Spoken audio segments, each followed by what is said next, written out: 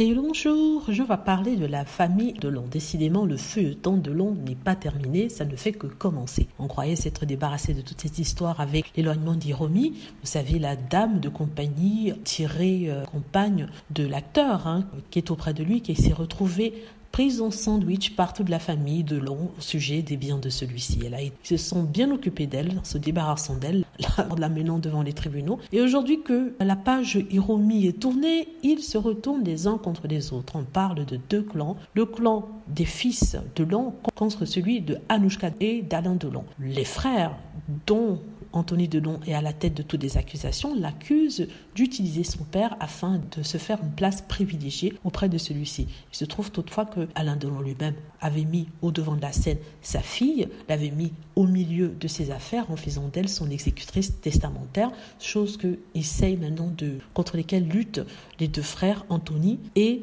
Alain Fabien. Alain Fabien ici ne parle pas trop, il reste sur le côté, c'est plutôt Anthony Delon qui bataille. Il bataille pour ses biens, il bataille pour les intérêts.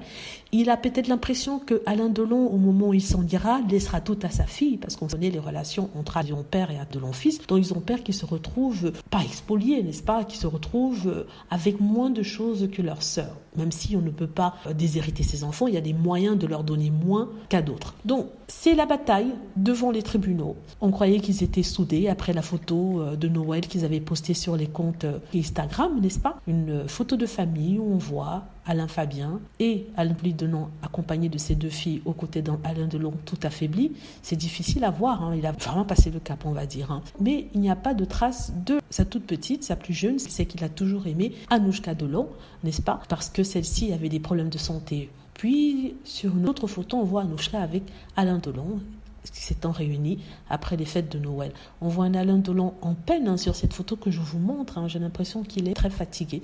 En tout cas, il a pris le parti de sa fille. Il a d'ailleurs appelé ses avocats pour sommer son fils de laisser sa fille chérie tranquille.